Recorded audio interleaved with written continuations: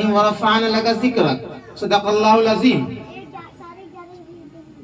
یا الہ العالمین یا مجیب السائلین حب لنا منک رشادا وسدادا ویقینا. ربی جملنا بعلم وہدنا دنیا ودینا واحمنا من کل سوء وانشر الخیرات فینا.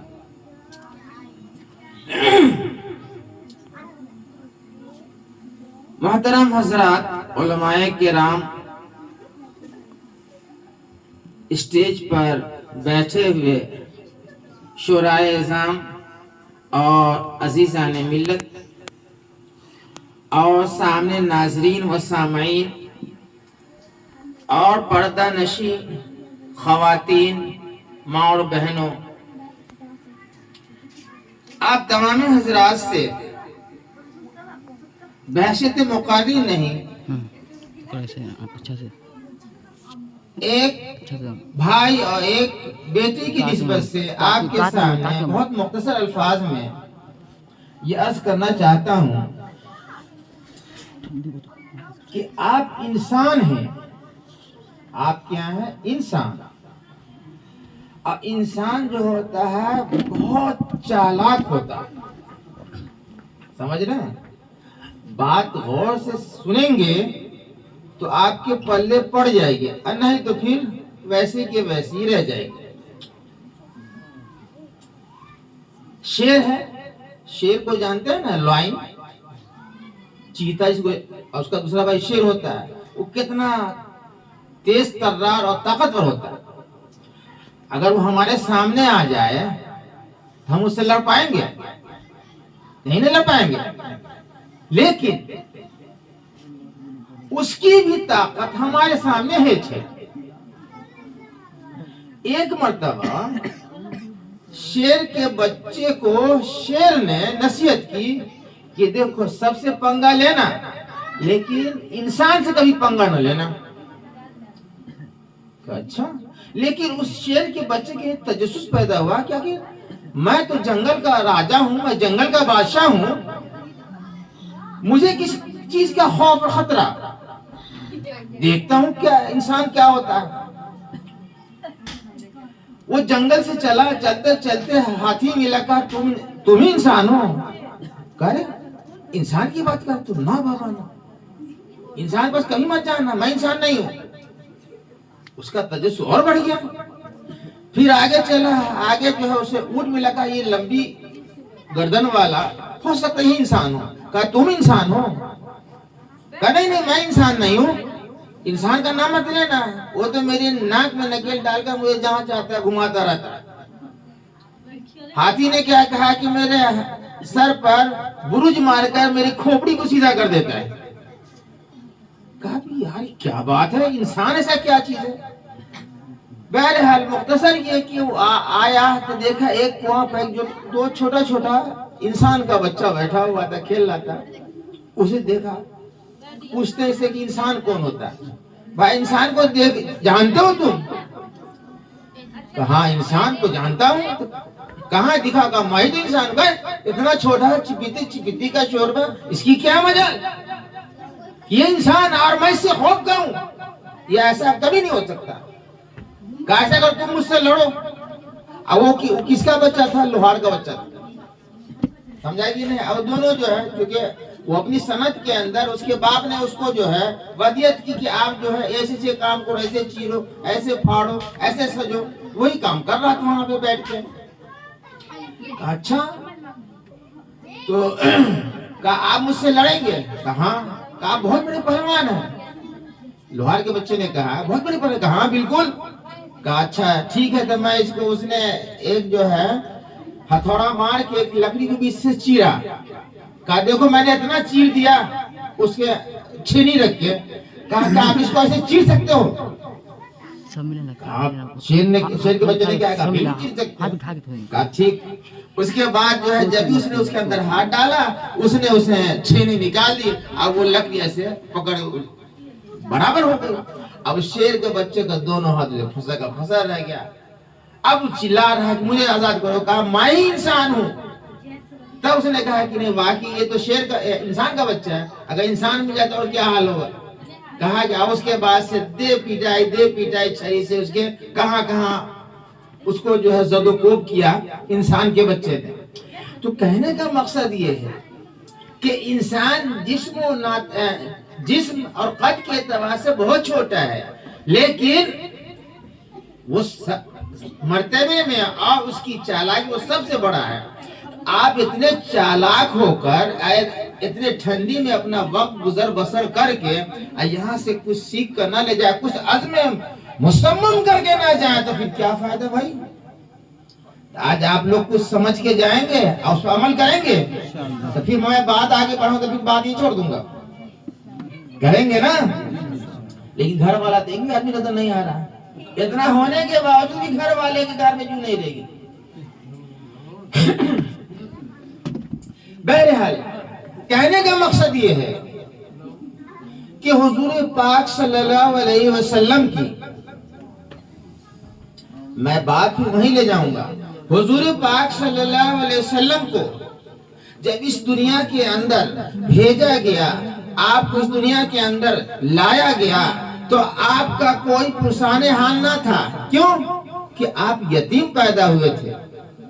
آپ جو ہے آپ کا کوئی دارو گیر نہ تھا، آپ کا کوئی خبر گیری کرنے والا نہ تھا. کیوں؟ کہ آپ جو ہے یتیم پیدا ہوئے تھے. اور پھر جب آپ کی طفلانہ زندگی یعنی آپ صلی اللہ علیہ وسلم کی طفلانہ زندگی، بچے کی زندگی جو تھی، اس کے اندر کچھ ہی دن کے اندر جو ہے آپ کی والدہ محترمہ کا بھی داغ مفاقت دے جانا، یہ بھی جو ہے ایک قسم پرسی کی علامت ہو گئی. اس کے بعد پھر آپ جو ہے دادا عبد المطلب کے پاس رہے 6 سال کے بعد، وہ بھی جو آپ کو داغ مفاقت دے گئے، وہ بھی اس دنیا سے چلے گئے. کوئی پرسان حال نہ رہا. لیکن جب ساری دنیا کہنے لگی یہ یتیم ہے، اس کا باپ مر چکا ہے، اس کی ماں مر چکی ہے، اس کا دادا مر چکا ہے، اس کے چچا مر چکے ہیں، اس کا کوئی پرسان ہے، اس کو کون پوچھے گا. قرآن نے کہا کہ وَرَفَعْنَا لَكَ ذِكْرَكَ، آپ گھبرائیے نہیں. جب آپ کھلونا مانگیں گے میں آپ کو چاند دے دوں گا، آپ چاند کے 2 ٹکڑے کر کے دکھا دینا. وَرَفَعْنَا لَكَ ذِكْرَكَ، آپ پتھر کو کہو گے پتھر کلمہ پڑھ دے گا. وَرَفَعْنَا لَكَ ذِكْرَكَ، آپ سمندر کو کہو گے سمندر کی مچھلیاں تمہاری شہادت دیں گی. وَرَفَعْنَا لَكَ ذِكْرَكَ، اے میرے محبوب آپ گھبراؤ نہیں، ہم آپ کے ساتھ ہیں. عزیزان محترم، کہے میرے محبوب آپ کیوں گھبرا رہے ہو؟ آپ کو میں نے حبیب بنایا ہے، آپ گھبرائے نہیں. آپ کو میں نے حبیب بنایا ہے. میں نے آدم کو صفی اللہ بنایا، نوح کو نجی اللہ بنایا، ابراہیم کو خلیل اللہ بنایا، عیسیٰ کو روح اللہ بنایا، لیکن آپ کو میں نے حبیب اللہ بنایا ہے. وَرَفَعْنَا لَكَ ذِكْرَكَ، آپ گھبرائے نہیں. 4 دانگے عالم میں تیرا علم پھیلا جائے گا، 4 دانگے عالم میں تیرا ہی جھنڈا بلند بالا رہے گا. آپ گھبرائے نہیں. جہاں میرا تذکرہ ہوگا وہاں آپ کا تذکرہ ہوگا. وَرَفَعْنَا لَكَ ذِكْرَكَ.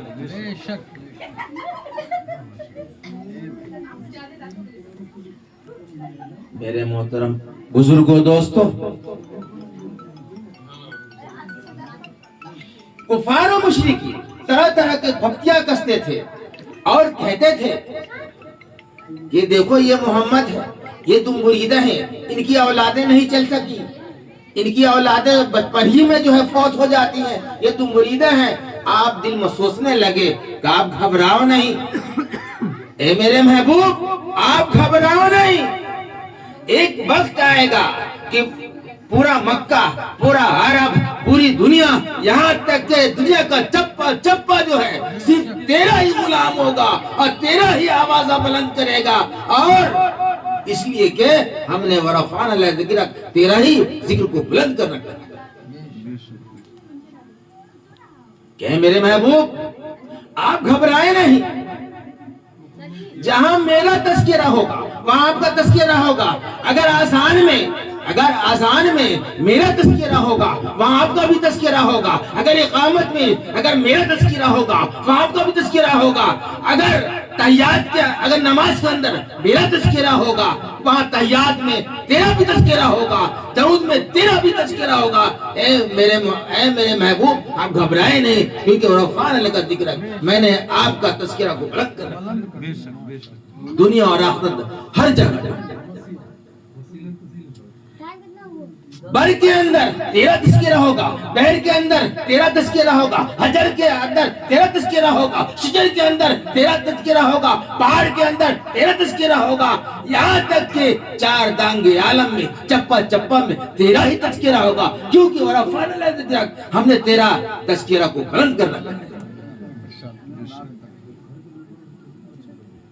اے میرے محبوب آپ گھبرائے نہیں، زندگی کے اندر تیرا جہاں میرا تذکرہ وہاں تیرا تذکرہ، اے میرے محبوب آپ گھبرائے نہیں، جنازے کے اندر جہاں میرا تذکرہ وہاں تیرا تذکرہ، اے میرے محبوب گھبرائے نہیں، حتیٰ کہ میت کو سوال جواب ہوگا وہاں جہاں میرا تذکرہ ہوگا وہاں تیرا تذکرہ ہوگا، ورفعنا لک ذکرک، میں نے تیرا ذکر کو بلند کر رکھا ہے۔ تو میرے دوستو آپ اس تذکرہ کو کامیاب کب ہوں گے؟ موت سب سے پہلی آخرت سب سے پہلی منزل جو ہے موت ہے، یہ بہت سخت ہے میرے دوستو۔ وہاں پر جب انسان مر جاتا ہے قبر کے اندر اس کو ڈال دیا جاتا ہے تو منکر نکیر حاضر ہو جاتے ہیں اور اسے سوال کرتے ہیں کہ من ربک، تیرا رب کون ہے؟ ہر انسان سے سوال جواب ہوگا، چاہے اسے دریا پرد کر دیا جائے، چاہے اسے آگ کے اندر خاکستر کر دیا جائے، تمام چیزیں مختصر یہ کہ چار عالم ہوتا ہے، چار عالم۔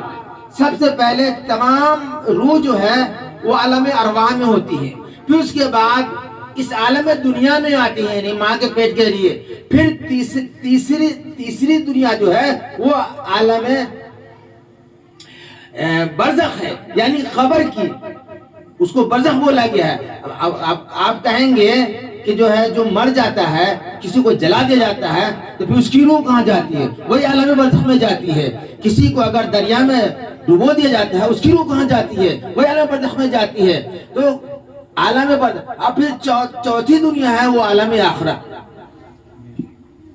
تو سب سے پہلی منزل جو ہے وہ قبر کی ہے، اور اسی کے اندر جہاں اللہ کا تذکرہ ہے وہاں نبی کا بھی تذکرہ ہے، لیکن اس کے لیے شرط ہے اس نبی کے تذکرے میں آپ اس وقت پاس ہو سکیں گے جب دنیا کے اندر اس کا عملی مشق کریں گے، اور نبی کے احکام کو، اللہ کے احکام کو آپ نے اپنے صبح شام کے، رات و دن کے، اور 24 گھنٹے کے ہر لمحے کے اندر اس احکام کو اپنے اوپر نافذ کریں گے، تب اس تذکرے میں آپ کامیاب ہوں گے۔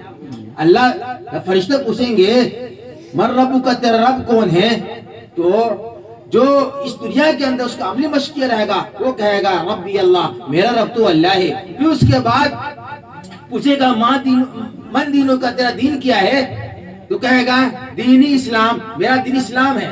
اور اس کے بعد حضور پاک صلی اللہ علیہ وسلم کی صورت مبارکہ کو جو ہے سامنے کر دیا جاتا ہے، کہا من ھذا الرجل، یہ کون آدمی ہے؟ تو جو پڑھا لکھا رہے گا، یعنی کہ دنیا کے ایمان کے اوپر زندگی گزارے رہے گا، وہ کہے گا ھذا نبینا محمد صلی اللہ علیہ وسلم۔ تو اپنے ورفعنا لک ذکرک کی مثال اس وقت صادق آئے گی کہ ہم دنیا کے اندر حضور کے تذکرہ کو بلند کریں گے۔ اللہ نے بلند کیا تو ہم کیوں نہیں بلند کریں گے؟ ہم بلند کیسے کریں گے کہ ان کے فرمان کے مطابق زندگی گزاریں گے۔ مولانا صاحب نے جو تقاریر کی ہیں ان پر عمل کرنے کی کوشش کریں گے، تبھی ورفعنا لک ذکرک ہوگا، نہیں تو نبی کا تذکرہ کہاں ہوگا بھائی؟ اپنے زندگی کے اندر شروعات کرو تب نا نبی کا تذکرہ ہوگا۔ یہ خالی بول دینے سے نبی کا تذکرہ ہو جائے گا؟ نبی صلی اللہ علیہ وسلم جھوٹ نہیں بولتے تھے، نبی صلی اللہ علیہ وسلم غیبت نہیں کرتے تھے، نبی صلی اللہ علیہ وسلم کسی کو گالی نہیں دیتے تھے، نبی صلی اللہ علیہ وسلم کسی پر ظلم نہیں کرتے تھے، وہی چیز اپنے اندر ہوتا تب ورفعنا لک ذکرک کہ اے نبی آپ گھبرائیے نہیں، آپ کا ایک ایک عمل دنیا کا ایک بچہ عمل کرے گا تب جا کے ورفعنا لک ذکرک کی مثال سامنے آئے گی میرے دوستو۔ مختصر یہ کہ ہم سب اس عید کے ساتھ یہاں پہ آئے ہیں اور علماء کرام کی تقریر میں بہت اہم بیان ہونے والا ہے، بہت اہم بیان ہو بھی چکا ہے۔ حضرت مولانا عبدالقادر صاحب مدثر اللہ العالی قرآنی سے تشریف لائے ہیں، وہ کیا کہتے ہیں آپ کے ساتھ روحانی عرفانی اور کیا کہتے ہیں ایمانی بیان فرمائیں گے۔ آپ لوگ بہت سماعت فرمائیں اور اپنے دماغ کے اندر گرہ باندھ لے کہ ہم جا کے اس پر عمل کرنا ہے، جو بات ہے کہ اس پر بھی عمل کرنا ہے۔ ماشاءاللہ بہت آپ کی سراہنا کر رہے تھے، بہت تعریف کر رہے تھے کہ آپ لوگ جتنے آدمی ہیں بہت غور سنجیدگی متانت کے ساتھ تقریر سماعت فرما رہے ہیں۔ اللہ تعالی ہم سب کو کہنے سننے سے زیادہ عمل کی توفیق عنایت فرمائے۔ وآخر الحمدللہ رب العالمین۔ Thank you.